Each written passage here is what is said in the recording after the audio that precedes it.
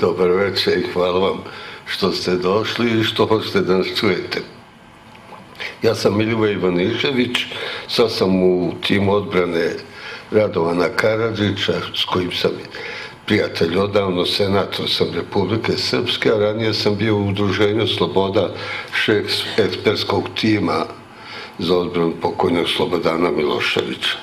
Sa Srebrenicom sam se sreo prvi puta jula 1992. godine poslije stravičnog masakra koji se dogodio nad srpskim stanovništvom u selima Srebrenice, pa sam više puta navraćao tokom rata da bi bio i od 6. jula 1995. do 24. jula 1995. kad su mi javili da je počela operacija, znači sve vreme tih zbivanja.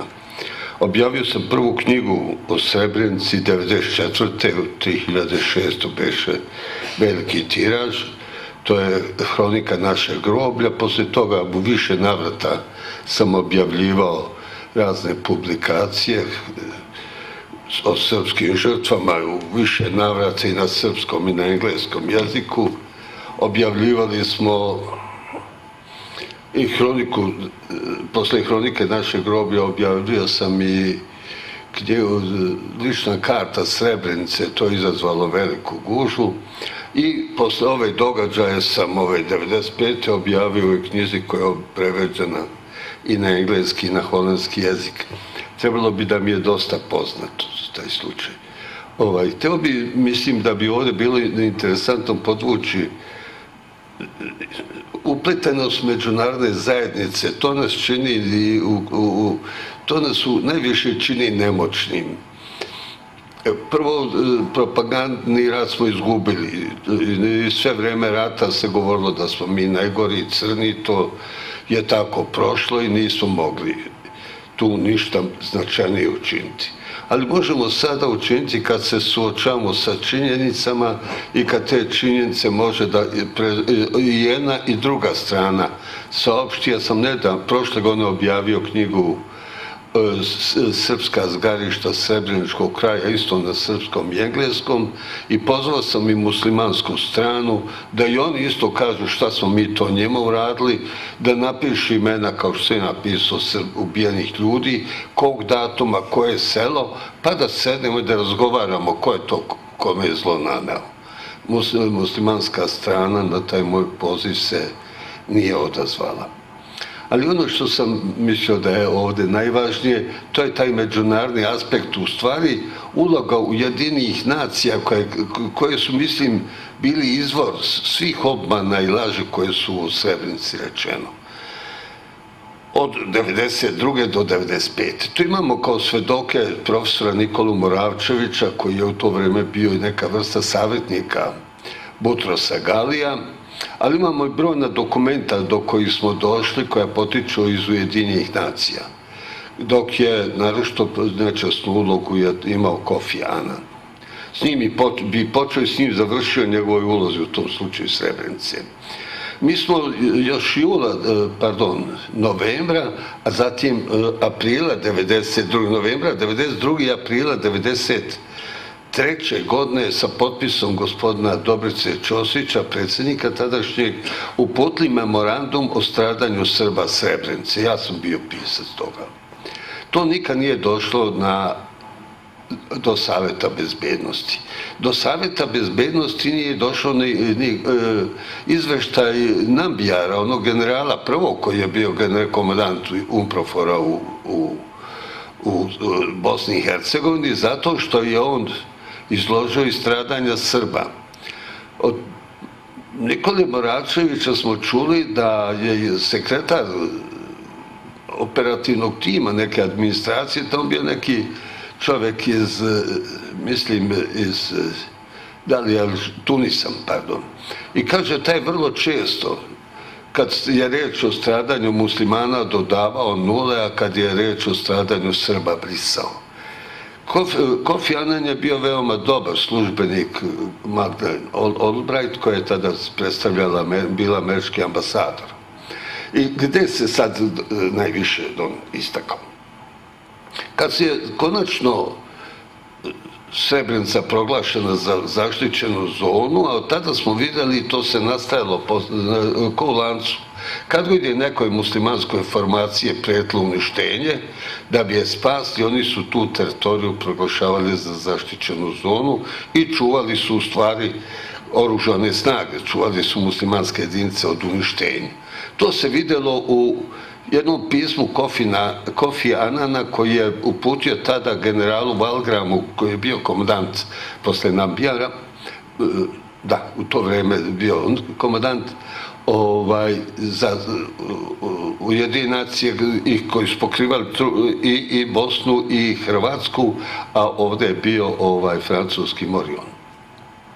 U tom pismu Kofi Anan obaveštava Valgrama da dolazi visoka delegacija Savjeta bezbednosti u Sarajevo i Bosnu i Hercegovinu, da je predvodi venecuelski ambasador koji je tada bio i predsjednik Savjeta bezbednosti, da žele da vide stanje u Srebrenici, da se poznaju, i on, Kofi Anan, obaveštava generala da nema potrebe da se ide od kuće do kuće, od vrata do vrata, da se razoružavaju muslimani. Kaže, mnogi u ovim institucijama smatraju da u napadnute ne treba razoružati i da se general zadovolji time što će poneti izveštaj u kome će potvrditi da su muslimani naoružani bez provere, bez ičega. Kofi Anan je na taj način zaštitio muslimane, zadržao njihove oružane formacije, dozvolio im ne samo da ostanu, već i da se umnože. Oni su od jedne formi u međuvremenu, kad je došao kraj rata, imali 5 brigada. U više navrata to se događalo, ja bi se zadržao sada na slučaju 1995. godine. 1995. godine mi smo ušli u Srebrenicu, sa mnom su Slobodna Evropa i mnogi svađali u to vreme, kažem uvijek, oslobodili smo Srebrenicu. Tada su počele priče, prvo tihe. Pazite, da je Srebrenica bila toliko drastičan slučaj, pa ne bi Dayton prošao, a da se ne pomene Srebrenica. Pa čutali su, ali niko nije pomenio Srebrenicu. Da spomenuli Srebrenicu, sigurno da bi došlo do polemike i otpora srpske strane i verovatno ta bosanska država ne bila informirana, niti bi se ti razgovori uspešno završili. Iako je avgusta meseca opet Albrightova pokazivala neke avionske snimke preoranih zemljišta i tvrdila da su to masovne grobnice. Nije sporno da postoji preko 10-ak masovnih grobnica, iako treba, ja ću o tome reći, ne volim ništa da izbegavam. Međutim, ta mesta koje ona pokazala, koje ona tada te snimke davala, pokazale su se da su sasvim obrađene njive. Ima svedočenja i istražitelja Haškog tribunala o velikom polju pobijenih muslimana koji su naišli, jedinice iz drugog kraja su naišle da vlastito minsko polje jedne noći 12. na 13. juli, kad su počele te eksplozije, oni su mislili da su napadnuti od Srba i otvorili su veoma žestoko vatru opet po svojima koji su mi uzvratili. U tom svedočenju, koji Žeruje se zove, mislim, Aleksandre, istražitelj, kaže da je tu bilo oko 500-600 leševa muslimanskih, a Srbi preteruju, kaže, tvrde da ima oko 2000. Meni su ljudi koji su bili tu sa onom gospođom Pak rekli da je stvarno to bilo neverovatno mnogo, nije se smelo ući jer je minsko polje, a gospođa Pak je ušla i gledala, vadila čak i dokumenta iz nekih muslimanskih džepova i to nije ništa sporno. Kad je reč o tim njihovim žrtvama, pitanje je koliko je streljano, a koliko ih ima. Kamo sreće da pobijene, ja sve govorio 10 puta, zašto ne? Ali pitanje je koliko je streljano. Meni je Zoran Stanković u svedočenju Šešelju, on mi je prigovorio, po njegovom je 386, a po mom je 407. Što je cenjeni Pavić spomenuo ovoga Erdemovića. Znate, Erdemović je rekao 1200, A Čivikov, jedan naš prijatelj, Bugarin, ali živi u Francuskoj, objavio knjigu i kod nas na srpskom jeziku. Meni je krivo što on to uradio, što se ja nisam setio. Kaže da svakog od tih 1200 da je potrošeno po 2 minuta, pa to bilo 2400 minuta, a koliko je to onda sati. Međutim, Erdemović tvrdi da je to obavljeno između 10 sati prepodne i 3 poslepodne. Istog dana, to je nedelja 16.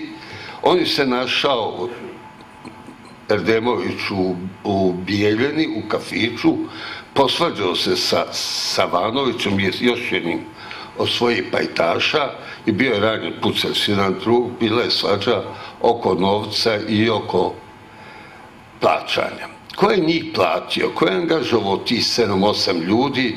Za nas je po meni još uvijek najveća misterija. Kad bismo bili sud, kao što tribunal tvrdi, oni bi onog dana kad su saznali od Erdemovića imena koje je sve s njim bio, oni bi njih pohapsili. Ja sam i Dodiku i ovde nekoliko puta dok je onaj Tadić bio predsjednik predlagao da naše vlasti pohapse ti 8 ljudi, da pitamo ko ih je doveo, koji je plaćao, kako su oni našli tu. Ja sam razgovarao s njihovim komandantom. To je bila jedinica u sastavu, i to je elitna jedinica, smatrala se. Šalapura, neki pukovnik, obaveštajac naš, u glavnom štabu Vojske Republike Srpske, on meni kaže da je tu uzeo najbolje vojnike, da svaki oni vredi kod 10 drugih, a bilo je i muslimana i Hrvata i bio Kos, Franc, Slovenac.